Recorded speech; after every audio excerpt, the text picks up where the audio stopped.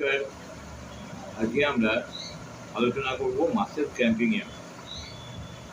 আমরা প্রত্যেকেই জানি যে আমাদের মাসেল ক্র্যাম্প হয় এবং মাসেল ক্র্যাম্পের কী কারণে হয়। আমরা দেখি যে আমাদের ভোর রাতের দিকে মাসেল ক্র্যাম্প হয়। What is the actual cause of muscle cramping? हम लोग इसके ऊपर आज बोलेंगे। একটা হয় আমাদের ডিহাইড্রেশনের, মানে পরিমাণ মতো যদি জল আমরা না পান করি তাহলে আমাদের কিন্তু মাসেল ক্র্যাম্প হওয়ার সম্ভাবনা থাকে। এবং সেটা আমরা যারা ওয়ার্ল্ড কাপ ফুটবল দেখছেন তারাও দেখছেন যে যেহেতু টেম্পারেচার বাড়ার কারণে ওখানে হাইড্রেশন ব্রেক দিতে হয়। কোনোদিন ফুটবলে কেউ দেখেননি বোধ হয় যে হাইড্রেশন ব্রেক হয়। এখন হাইড্রেশন ব্রেক হচ্ছে যাতে মাসেল ক্র্যাম্পিং না হয়। তাহলে মাসেল ক্র্যাম্পের একটা প্রধান কারণ হলো জলের অভাব। দ্বিতীয় হচ্ছে আপনার ভিটামিন ইর অভাব। তৃতীয় হচ্ছে ম্যাগনেসিয়াম ও ক্যালসিয়ামের অভাব।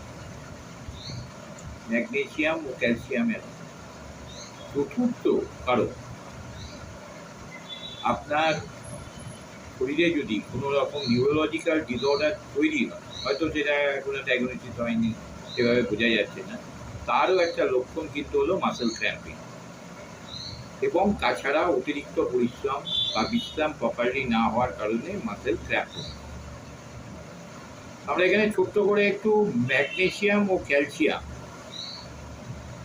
আমাদের এই দুটো জিনিস উভয়ই আমাদের হাড় এবং হচ্ছে মাসেলের জন্য অতিরিক্ত মানে অত্যন্তই জরুরি। তাহলে আমরা এগুলো কোত্থেকে পাবো না? সবুজ শাকসবজি, সয়াবিন বা টোফু। সয়াবিন টোফু ছাড়াও আমরা বীজ ও বাদাম থেকে পাই, তাছাড়া দুগ্ধজাত জিনিস থেকে পাই। দুধ এবং লো ফ্যাট দই ক্যালসিয়াম প্রধান উৎস। তার পাশাপাশি এখানে এটি ম্যাগনেসিয়ামও সরবরাহ করে।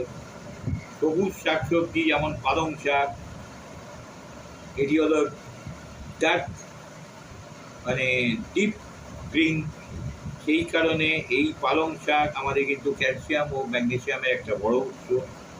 সয়া এবং সয়া জাতীয় খাবার যেমন হচ্ছে টোফু, সয়া মিল্ক, ক্যালসিয়াম এবং ম্যাগনেসিয়ামের একটা অফুরন্ত ধান। তাহলে এইগুলো আমরা পেতে পারি। বাদাম ও বীজ, কাজু বাদাম, কাঠবাদাম, কুমড়ো বীজ, এই সমস্তগুলো কিন্তু প্রচুর পরিমাণে ম্যাগনেসিয়াম ও ক্যালসিয়াম পাওয়া যায়। তাছাড়া ডার্ক চকলেট থেকেও এগুলো আমরা পেয়ে থাকি।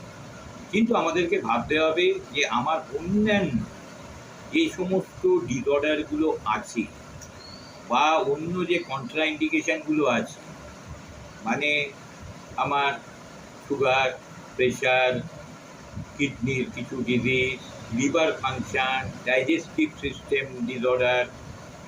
ডাইজেস্টিভ সিস্টেম ডিসঅর্ডার মানে যে হজম হচ্ছে না সেটা না, ছোটোখাটো হজম না হওয়াও একরকম। ছোটো ছোটো আমাদের সিমটমস দিয়ে আমাদের বুঝতে দেয়, আমরা সেটা বুঝি না বলে। তো সেইগুলোর জন্য যে আমরা এই ক্যালসিয়াম এবং ম্যাগনেসিয়াম জাতীয় খাবার কতটা পরিমাণে খাবো, আমরা সেটা একজন এক্সপার্টের কাছে গিয়ে পরামর্শ গ্রহণ করব। তারপর সেটাকে আমরা গ্রহণ করব। নিজেদের মতো করে প্রচুর পরিমাণে খেয়ে নিলাম, তাতে কিন্তু কন্টেন্টারটাই প্রবলেম তৈরি হয়। অর্থাৎ এর যে ভালো গুণগুলো আছে এরও কিছু ব্যাড এফেক্টও আছে। সেটা কোন জায়গায় প্রযোজ্য, কোন জায়গায় প্রযোজ্য। এরপরে অন্য ভিডিওতে আবার আমরা ভিটামিন ই এবং আবার নিউরোলজিক্যাল অন্য ডিজিজ নিয়ে আলোচনা করব। মাসেল ক্র্যাম্পের ব্যাপারে আপনার সচেতন থাকবেন। যাদের প্রায়ই হয় তারা অন্তত যদি দেখেন যে এই জল খাওয়া, ভিটামিন ই জাতীয়, ক্যালসিয়াম জাতীয় এই সমস্ত ফুড খেয়ে কমছে না, তাহলে অবশ্যই ডাক্তারের সঙ্গে পরামর্শ করুন। এটা থেকে কিন্তু কোনো রকম নিউরোলজিক্যাল সমস্যা হয়তো তৈরি হচ্ছে, তাই একটা ছোটোখাটো সমস্যা। নমস্কার, ততক্ষণের জন্য ভালো রাখবেন, ভালো থাকবেন। আমাদের এই সচেতনমূলক ভিডিওগুলো দেখবেন। যদি ভালো লাগে সাবস্ক্রাইব করবেন, লাইক দেবেন, কমেন্ট করবেন। নমস্কার, আবার একটা নতুন ভিডিও নিয়ে আমরা আসছি।